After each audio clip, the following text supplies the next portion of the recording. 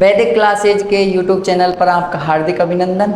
हमसे जुड़ने के लिए आपका हृदय से आभार। उम्मीद के साथ कक्षा चालू करेंगे कि आपको बढ़िया समझ में आ रही होगी। यदि आपको समझ में आ रही हो, आप वीडियो को लाइक शेयर करते रहें और हमसे जुड़ते ही मतलब जो पढ़ा रहे हैं उनके आप तुरंत के तुरंत टॉपिक बाई टॉपिक नोट्स बनाते चलें, जो आपको मतलब आगे काम आए। ठीक है, अपन का पदार्थ या द्रव्य टॉपिक चल रहा था, उसमें अपन ने 4 वीडियो डाली हैं, उनकी लिंक डिस्क्रिप्शन में मिल जाएगी। यह 5वीं वीडियो है और आज हम जो अपन की पूरी चर्चा करेंगे, पूरी चर्चा इसके बारे में करेंगे, रेडियो एक्टिवता, रेडियो सक्रियता या रेडियो धर्मिता के बारे में। सबसे पहले रेडियो एक्टिव तत्व किसे कहते हैं? तो रेडियो एक्टिव तत्व कहते हैं कि वे तत्व जो स्वतः ही विघटित हो जाते हैं, वे तत्व जो स्वतः ही विघटित हो जाते हैं रेडियो एक्टिव तत्व कहलाते हैं। कहने का मतलब अपनी ऊर्जा को स्वतः ही नष्ट कर देते हैं। ठीक है, रेडियो एक्टिव तत्व कहलाते हैं। रेडियो एक्टिव तत्वों का स्वतः विघटित होने का गुण रेडियो एक्टिवता कहलाता है। अपन शुरू से परिभाषा लिख के चालू करते हैं कक्षा को कि रेडियो एक्टिव तत्व किसे कहते हैं। रेडियो एक्टिव वे तत्व जो स्वतः विघटित हो जाते हैं, विखंडित हो जाते हैं, विघटित या विखंडित हो जाते हैं, रेडियो एक्टिव तत्व कहलाते हैं। वे तत्व जो स्वतः विघटित हो जाते हैं रेडियो एक्टिव तत्व कहलाते हैं। और रेडियो एक्टिव तत्वों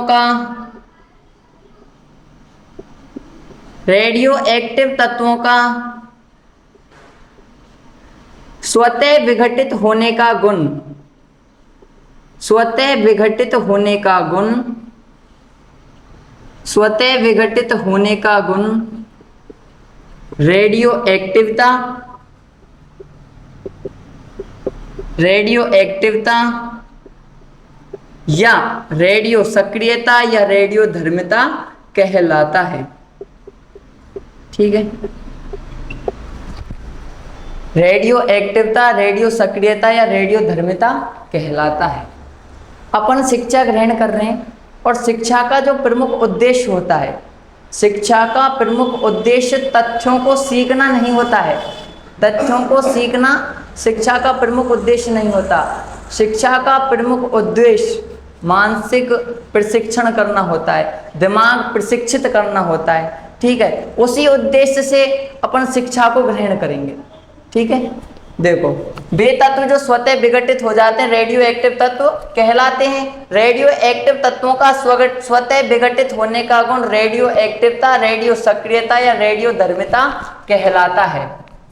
रेडियो सक्रियता या रेडियो सक्रिय तत्वों की यूनिट यानी इकाई क्या है? वह है क्यूरी। क्यूरी, जो रेडियो सक्रिय तत्व होते हैं इनकी यूनिट क्या होती है? क्यूरी होती है। क्या होती है? क्यूरी। इनकी खोज किसने की थी? इनकी खोज 1897 ईस्वी में मैडम क्यूरी के द्वारा रेडियो एक्टिवता, रेडियो सक्रियता या रेडियो धर्मिता की खोज किसके द्वारा की गई थी? मैडम क्यूरी के द्वारा 1897 ईस्वी में की गई थी।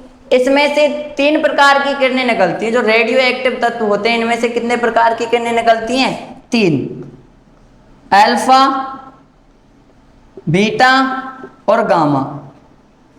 पहली कौन सी है? अल्फा, दूसरी बीटा और तीसरी गामा।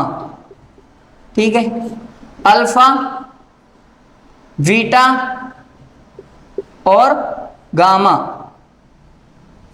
Alpha, beta, gamma. ठीक है, ये 3 प्रकार की किरणें निकलती हैं। अब जो ये 3 प्रकार की किरणें हैं इनकी खोज किसके द्वारा की गई? तो इन तीनों किरणों की खोज रदरफोर्ड के द्वारा, अल्फा बीटा गामा जो 3 प्रकार की किरणें हैं इनकी खोज किसके द्वारा की गई थी? रदरफोर्ड के द्वारा की गई थी। रेडियो एक्टिवता, रेडियो सक्रियता या रेडियो धर्मिता, वे तत्व जो स्वतः विघटित हो जाते हैं, स्वतः विखंडित हो जाते हैं, स्वतः ही अपनी ऊर्जा को खर्च कर देते हैं, नष्ट कर देते हैं, रेडियो एक्टिव तत्व कहलाते हैं। रेडियो एक्टिव तत्वों का स्वतः विघटित होने का गुण रेडियो एक्टिवता, रेडियो धर्मिता या रेडियो सक्रियता कहलाता है। रेडियो सक्रिय तत्वों की जो यूनिट होती है वह क्या होती है? क्यूरी। रेडियो सक्रियता, रेडियो एक्टिविता, इसकी खोज 1897 ईस्वी में मैडम क्यूरी ने की थी। किसने की थी? मैडम क्यूरी ने। इसमें से 3 प्रकार की किरणें निकलती हैं, alpha beta gamma, alpha beta और गामा। इनकी खोज किसने की थी? इनकी खोज रदरफोर्ड ने की थी। किसने की थी? रदरफोर्ड ने। आप इसका स्क्रीनशॉट ले सकते हैं। आगे देखिए अपन चर्चा करेंगे इन तीनों किरणों के बारे में कि ये जो तीनों किरणें होती हैं इन पर कौन सा आवेश होता है, ठीक है, इनकी आयनन क्षमता क्या होती है, भेदन क्षमता क्या होती है, इनके बारे में चर्चा करेंगे। अल्फा बीटा और गामा, इनकी खोज रदरफोर्ड के द्वारा की गई। किसके द्वारा की गई? रदरफोर्ड के द्वारा। पहली किरण का नाम क्या है? अल्फा किरण, अल्फा किरण, ठीक है। दूसरी किरण है बीटा, बीटा किरण। तीसरी किरण का नाम क्या है? गामा, गामा किरण, ठीक है।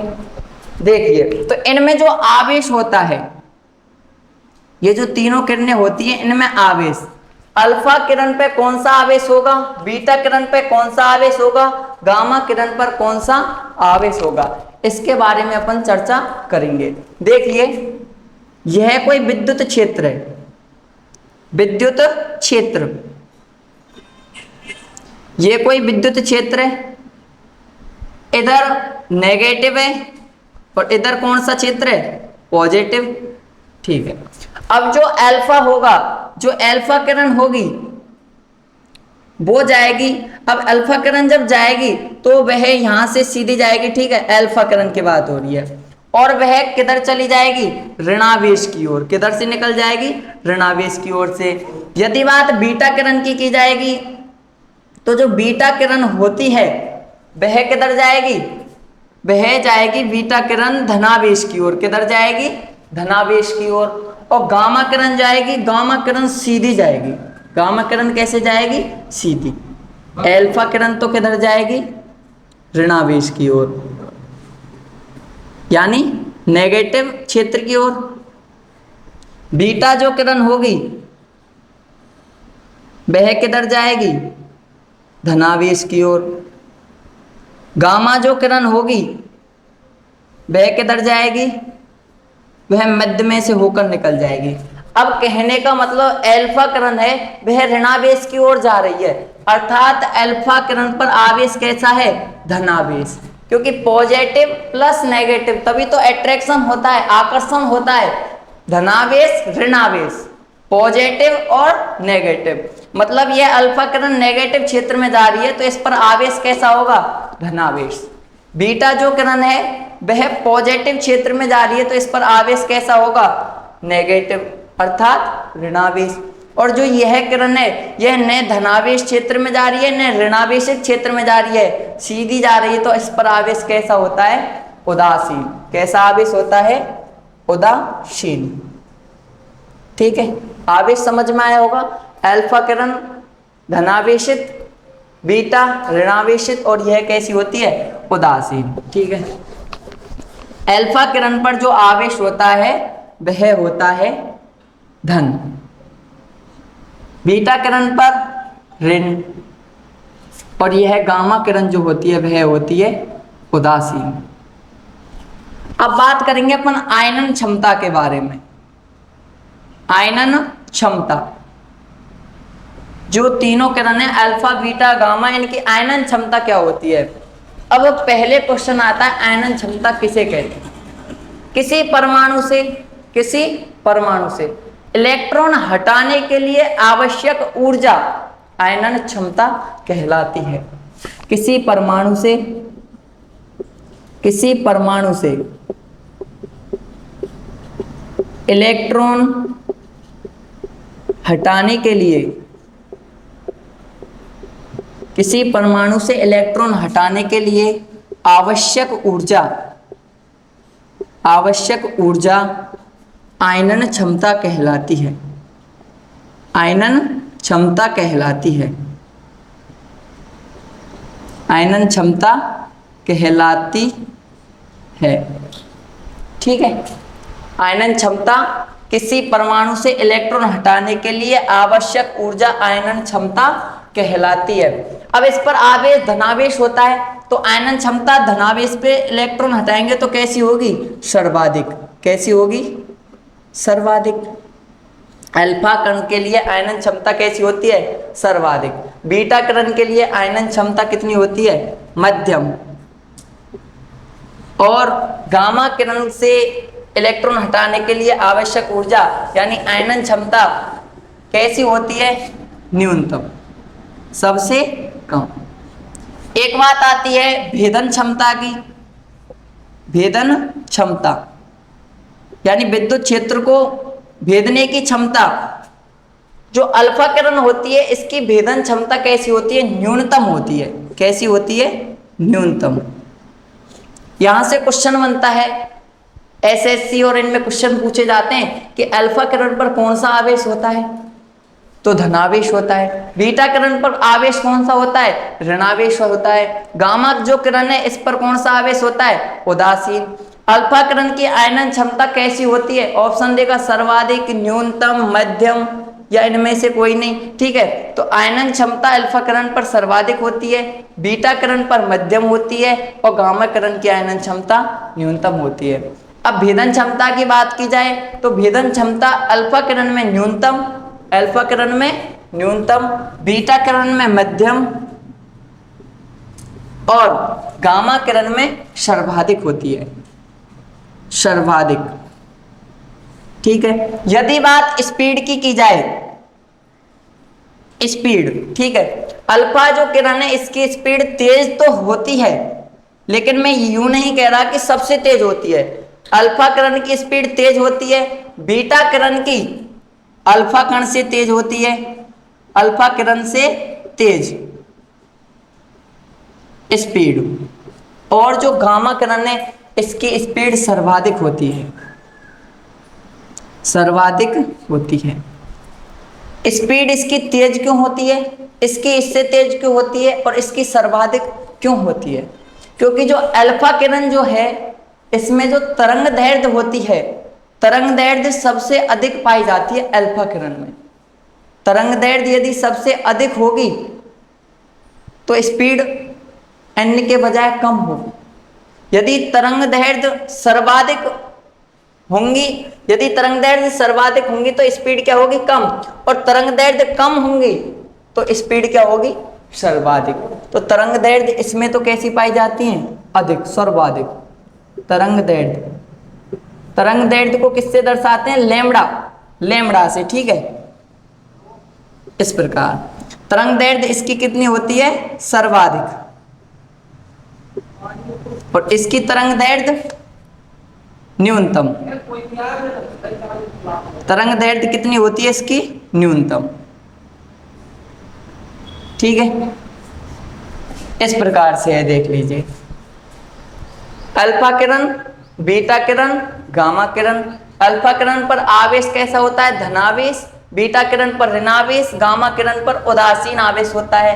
आयनन क्षमता एक परमाणु से इलेक्ट्रॉन हटाने के लिए आवश्यक ऊर्जा आयनन क्षमता कहलाती है, जो कि आयनन क्षमता होती है वह अल्फा किरण पर सर्वाधिक, बीटा किरण पर मध्यम और गामा किरण पर न्यूनतम होती है। भेदन क्षमता होती है वह विपरीत होती है, अल्फा किरण पर न्यूनतम, बीटा किरण पर मध्यम और जो गामा किरण होती है उस पर भेदन क्षमता कैसी होती है? सर्वाधिक। स्पीड अल्फा किरण की तेज होती है, लेकिन बीटा किरण की अल्फा किरण से तेज और गामा किरण की सबसे तेज यानी सर्वाधिक होती है। जिसकी मतलब तरंग दैर्ध्य सबसे अधिक होगी उसकी स्पीड सबसे कम होगी, और जिसकी तरंग दैर्ध्य सबसे कम होगी उसकी स्पीड सबसे अधिक होगी। ये बात है, ठीक है।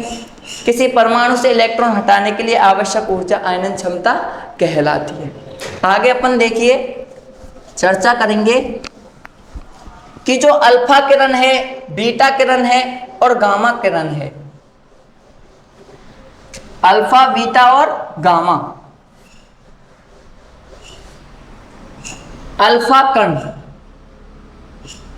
अल्फा कण, अल्फा कण की बात करेंगे अपन। तो किसी परमाणु से, किसी परमाणु के नाभिक से, किसी परमाणु के नाभिक से, किसी परमाणु के नाभिक से अल्फा कण, अल्फा कण निकलने से, किसी परमाणु के नाभिक से अल्फा कण निकलने से उसके परमाणु क्रमांक में, उसके परमाणु क्रमांक में, परमाणु क्रमांक या परमाणु संख्या में 2 की कमी, 2 की कमी और द्रव्यमान संख्या में, और द्रव्यमान संख्या में 4 की कमी आ जाती है, 4 की कमी आ जाती है, ठीक है। जैसे रेडियम देखिए, रेडियम के बारे में मैं अभी आपको 2-3 पॉइंट के बारे में बताने वाला हूं, ठीक है। रेडियम जो होता है इसका परमाणु क्रमांक जो होता है वह होता है 88, और जो द्रव्यमान संख्या होती है वह होती है 226। जब इससे अल्फा कण को निकालेंगे, अल्फा कण जब निकल जाएगा तो इसका जो परमाणु क्रमांक है उसमें 2 की कमी आ जाएगी, और द्रव्यमान संख्या में कितने की कमी आएगी? 4 की कमी। परमाणु क्रमांक 88 है तो परमाणु क्रमांक में 2 की कमी आएगी, तो रेडियम का जो परमाणु क्रमांक हो जाएगा वह हो जाएगा 86, और जो द्रव्यमान संख्या है उसमें 4 की कमी आएगी, तो जो द्रव्यमान संख्या है, परमाणु भार है, न्यूक्लियॉन है, वह कितना हो जाएगा? 222। 226 माइनस 4 करेंगे 222, ठीक है। इस प्रकार से होता है। अब बात बीटा कण की जाए, ठीक है। किसी परमाणु के नाभिक से, किसी परमाणु के नाभिक से, किसी परमाणु के नाभिक से बीटा कण निकलने से, बीटा कण निकलने से उसके परमाणु क्रमांक में, उसके परमाणु क्रमांक में, अब बीटा कण निकलने से परमाणु क्रमांक में वृद्धि होगी, ध्यान रखना। उसके परमाणु क्रमांक में और कितने की वृद्धि होगी? 1। किसी परमाणु के नाभिक से बीटा कण निकलने से उसके परमाणु क्रमांक में 1 की वृद्धि हो जाती है, 1 की वृद्धि हो जाती है, 1 की वृद्धि हो जाती है, 1 की वृद्धि हो जाती है। एवं जो द्रव्यमान संख्या होती है,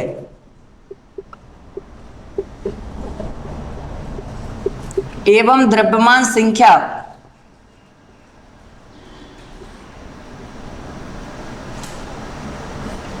जो द्रव्यमान संख्या होती है उसमें कोई परिवर्तन नहीं आता है, द्रव्यमान संख्या में कोई परिवर्तन नहीं होता है, द्रव्यमान संख्या में कोई परिवर्तन नहीं होता है,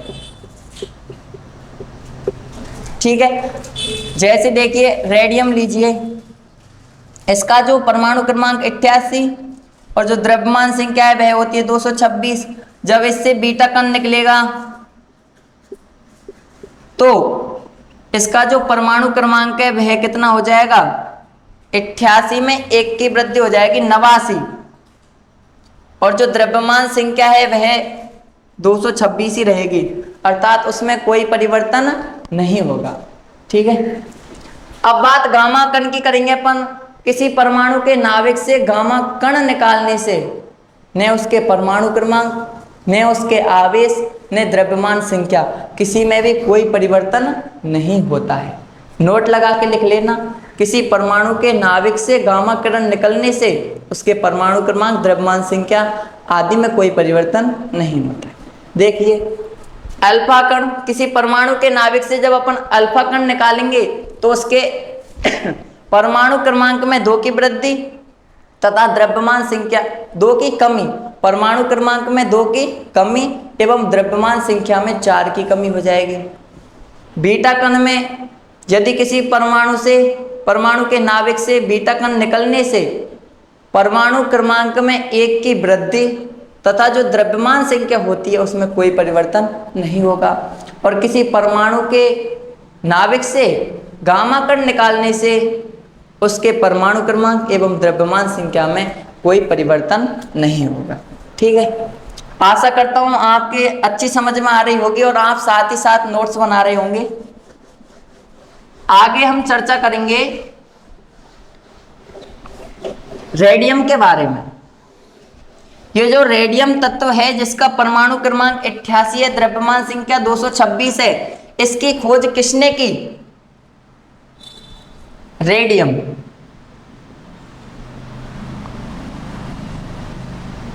RA 88-226। ठीक है, मैडम क्यूरी व इनके पति, मैडम क्यूरी व इनके पति का नाम है पी क्यूरी यानी पी का पूरा नाम पियरे क्यूरी। मैडम क्यूरी व इनके पति पियरे क्यूरी ने, मैडम क्यूरी व इनके पति पियरे क्यूरी ने पिंच ब्लेंड नामक अयस्क से, पिंच ब्लेंड नामक अयस्क या खनिज, ठीक है, पिंच ब्लेंड नामक अयस्क से रेडियम की खोज की, रेडियम की खोज की। किस अयस्क से की? पिंच ब्लेंड नामक अयस्क से, पिंच ब्लेंड नामक अयस्क से की। मैडम क्यूरी व इनके पति पियरे क्यूरी ने पिंच ब्लेंड नामक अयस्क से रेडियम की खोज की, रेडियम की खोज की। अब जो ये रेडियम होता है यह रेडोन गैस उत्सर्जित करता है। कौन सी गैस? Radon gas. ठीक है, आगे अपन जो अल्फा किरण, बीटा किरण, गामा किरण है, ये क्या है? रेडियो एक्टिवता, रेडियो सक्रियता, रेडियो धर्मिता यानी रेडियो एक्टिव तत्वों से निकलने वाली किरणें हैं। ये जो रेडियो एक्टिव तत्व हैं इनके हमारे जो दैनिक जीवन है इसमें भी उपयोग है। तो रेडियो एक्टिव तत्वों का दैनिक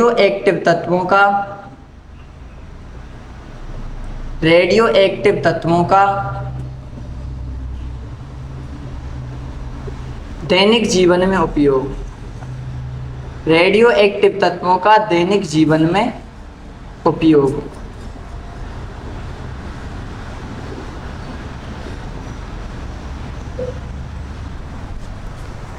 रेडियो जो एक्टिव तत्व होते हैं इनका दैनिक जीवन में, हमारे जो जीवन है इसमें क्या उपयोग है? तो पहला उपयोग है मशीनों तथा उपकरणों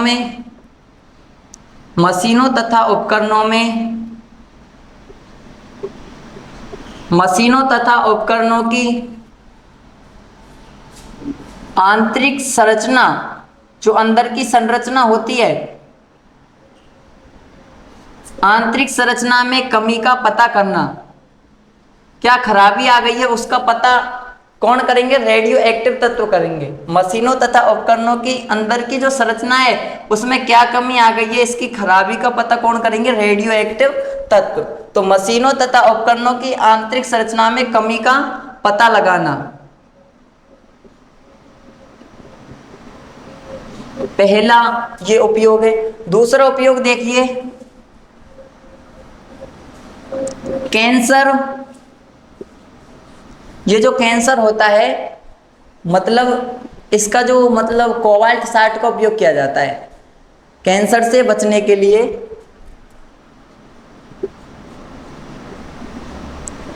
कैंसर से बचने में, ठीक है, कोबाल्ट 60, कोबाल्ट 60, ठीक है, CO60 भी लिख सकते हैं, कोबाल्ट 60 का उपयोग किया जाता है, उपयोग किया जाता है। क्यों किया जाता है कोबाल्ट 60 का उपयोग? क्योंकि यह गामा किरण उत्सर्जित करता है, गामा किरण उत्सर्जित करता है, गामा किरण उत्सर्जित करता है।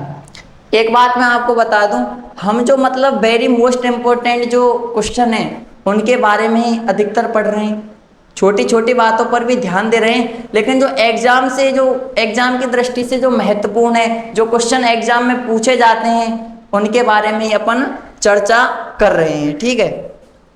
ये जो क्वेश्चन है कैंसर से बचने के लिए किसका उपयोग किया जाता है, यह एसएससी की एग्जाम में पूछा गया क्वेश्चन है। एसएससी की जो एग्जाम थी उसमें पूछा गया था। एक और उपयोग है पौधों में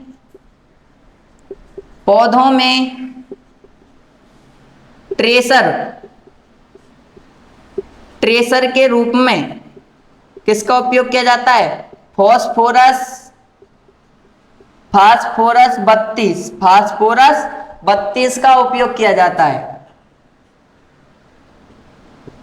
फास्फोरस 32 का उपयोग किया जाता है। पहला उपयोग क्या हो गया, मशीनों तथा उपकरणों की आंतरिक संरचना में कमी का पता लगाना। कैंसर से बचने में कोबाल्ट 60 का उपयोग किया जाता है क्योंकि यह गामा किरण उत्सर्जित करता है। पौधों में ट्रेसर के रूप में फास्फोरस 32 का उपयोग किया जाता है। पृथ्वी की आयु का पता करने के लिए किसका उपयोग किया जाता है, पृथ्वी की आयु का पता करने के लिए यूरेनियम का उपयोग किया जाता है, यूरेनियम का उपयोग किया जाता है। पृथ्वी की आयु का पता करने के लिए यूरेनियम का उपयोग किया जाता है। पृथ्वी की आयु का पता करने के लिए किसका उपयोग किया जाता है, यूरेनियम का उपयोग किया जाता है। अब आता है ब्रेन ट्यूमर। ब्रेन ट्यूमर की जांच करने के लिए, ब्रेन ट्यूमर क्या नाम है, ब्रेन ट्यूमर। तो ब्रेन ट्यूमर की जांच, किसकी जांच, ब्रेन ट्यूमर, ब्रेन ट्यूमर। तो ब्रेन ट्यूमर की जांच करने में,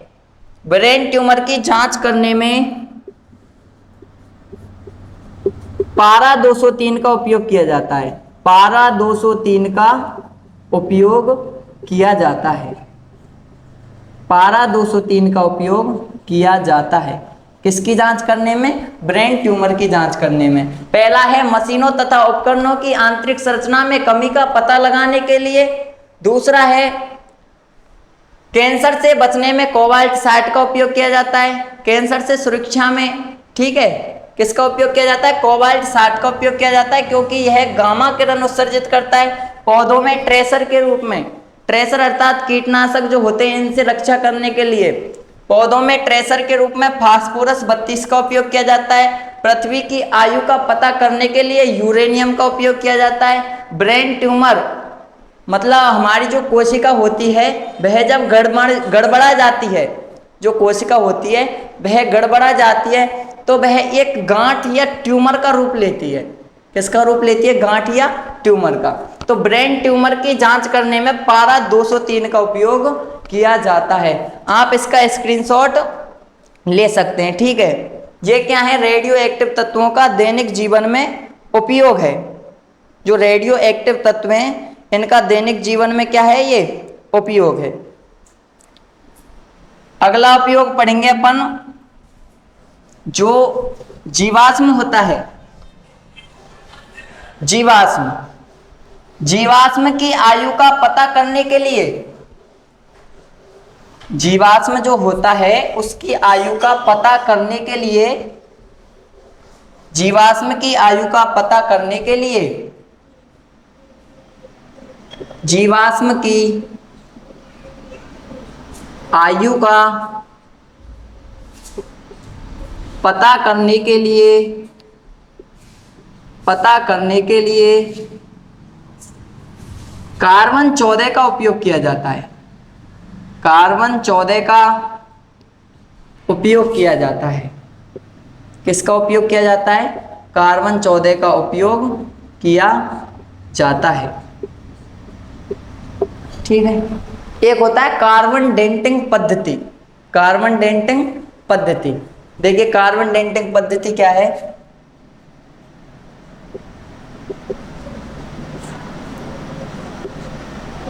कार्बन डेंटिंग पद्धति, ठीक है। वह पद्धति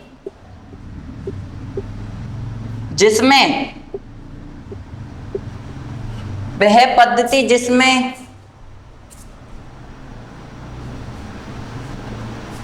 जीवाश्म की आयु का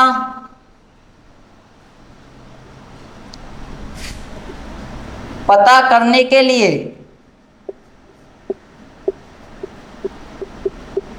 कार्बन 14 का, कार्बन 14 का उपयोग किया जाता है। ठीक है। जीवाश्म की आयु का पता करने के लिए कार्बन 14 का उपयोग किया जाता है, और वह पद्धति जिसमें जीवाश्म की आयु का पता करने के लिए कार्बन 14 का उपयोग किया जाता है, वह क्या कहलाती है? कार्बन डेंटिंग पद्धति कहलाती है। क्या कहलाती है? कार्बन डेंटिंग पद्धति। जो कार्बन 14 का प्रयोग किया जाता है जीवाश्म की आयु का पता करने के लिए, इसमें एक बात होती है अर्ध आयुकाल। रेडियो एक्टिव तत्वों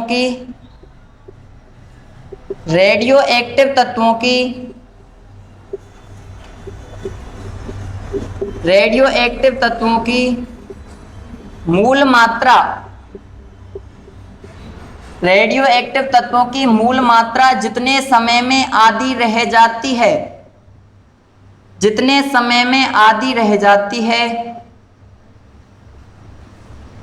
जितने समय में आधी रह जाती है, वह रेडियो एक्टिव तत्वों का अर्ध आयुकाल कहलाता है। क्या कहलाता है? अर्ध आयुकाल। अर्ध आयुकाल कहलाता है। रेडियो एक्टिव तत्वों की मूल मात्रा जितने समय में आधी रह जाती है, वह रेडियो एक्टिव तत्वों का अर्ध आयुकाल कहलाता है। ठीक है। अर्धायुकाल कितना होता है? रेडियो एक्टिव तत्वों का जो अर्धायुकाल वह होता है, वह कितना होता है? तो रेडियो एक्टिव तत्वों का जो अर्धायुकाल होता है वह होता है 5570 वर्ष। रेडियो एक्टिव तत्वों का अर्ध आयुकाल कितना होता है? 5570 वर्ष। ठीक है। सबसे पहले अपन ने पढ़ा था कि रेडियो एक्टिव तत्वों का जो दैनिक जीवन में उपयोग है वह मशीन तथा उपकरणों की आंतरिक संरचना, जो अंदर की संरचना है उसमें जो खराबी है, कमी है, उसका पता करने के लिए रेडियो एक्टिव तत्वों का उपयोग किया जाता है। कैंसर से बचने के लिए या कैंसर से सुरक्षा हेतु किसका उपयोग किया जाता है? कोबाल्ट 60 का। किसका किया जाता है? कोबाल्ट 60 का।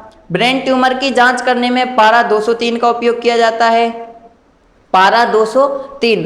पौधों में ट्रेसर के रूप में फास्फोरस 32 का उपयोग किया जाता है। और ये अपन ने पढ़ा जीवाश्म की आयु का पता करने के लिए कार्बन 14 का उपयोग किया जाता है। और जिस पद्धति में जीवाश्म की आयु का पता किया जाता है उसे क्या कहते हैं? कार्बन डेंटिंग पद्धति। वह पद्धति जिसमें जीवाश्म की आयु का पता करने के लिए कार्बन 14 का उपयोग किया जाता है वह कार्बन डेंटिंग पद्धति कहलाती है। रेडियो एक्टिव तत्वों की मूल मात्रा में जो मूल मात्रा होती है जितने समय में आधी रह जाती है वह उनका अर्ध आयुकाल कहलाता है। क्या कहलाता है? अर्ध आयुकाल। रेडियो एक्टिव तत्वों का अर्ध आयुकाल क्या कहलाता है? रेडियो एक्टिव तत्वों की मूल मात्रा जितने समय में आधी रह जाती है वह अर्धायुकाल कहलाता है। अर्ध आयुकाल कितना होता है? 5570 वर्ष होता है। 5570 वर्ष। थोड़ी सी बात अपन अब पेड़ पौधे और जीव जंतुओं की कर लेते हैं। जो पौधे होते हैं यह श्वसन करते हैं और भोजन भी ग्रहण करते हैं। जो पौधे श्वसन करते हैं तब कौन सी गैस ग्रहण करते हैं और कौन सी गैस छोड़ते हैं, निकालते हैं, उत्सर्जित करते हैं? देखिए, श्वसन में ध्यान रखना, श्वसन में स्टार जमा के थोड़ा डीपली पढ़ना, गहराई से, यहां से अच्छा क्वेश्चन बनता है ना। तो श्वसन में पौधे तथा जंतु, आप जरूर बताना कौन सी गैस ग्रहण करते हैं श्वसन के दौरान। पौधे कौन सी गैस ग्रहण करते हैं, कमेंट बॉक्स में जरूर बताना। श्वसन में पौधे तथा जंतु ऑक्सीजन गैस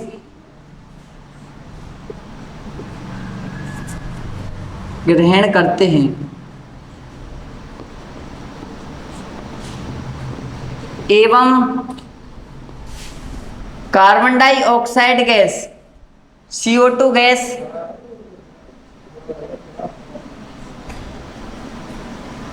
निकालते हैं या त्याग करते हैं। ठीक है, किसकी बात हो रही है? श्वसन की। श्वसन के दौरान पौधे तथा जंतु ऑक्सीजन गैस ग्रहण करते तथा CO2 गैस निकालते हैं। तो पौधों से हमें लाभ क्यों नहीं है? ये तो CO2 गैस निकाल रहे हैं, इनसे तो हमें नुकसान है, हमें तो ऑक्सीजन की आवश्यकता होती है। तो अब बात आती है कि ऑक्सीजन गैस कब निकालते हैं? जो हमें ऑक्सीजन गैस ग्रहण करने को मिल रही है, क्या है ऑक्सीजन गैस? हमारे लिए, मनुष्य के लिए, जंतुओं के लिए प्राणवायु गैस है। प्राणवायु गैस कौन सी है? ऑक्सीजन। और ये हमें किस प्रकार से मिल रही है? देखिए,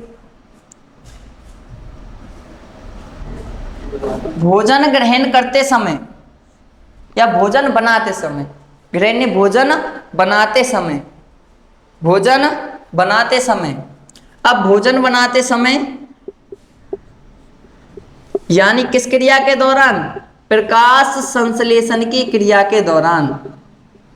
प्रकाश संश्लेषण की क्रिया के दौरान पेड़ पौधे